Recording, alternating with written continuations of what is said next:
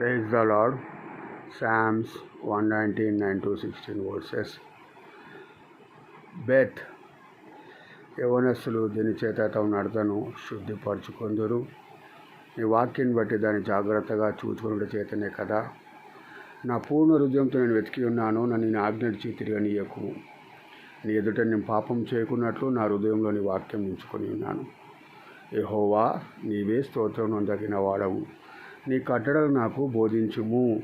నీ నోట నువ్వు సెలవిచ్చిన నా విధులన్నిటినీ నా ప్రియులతో వివరించుదును. సర్వ సంపద దొరికినట్లు నీ శాసన బాడుమార్గాన్ని బట్టి నేను సంతోషించుచున్నాను.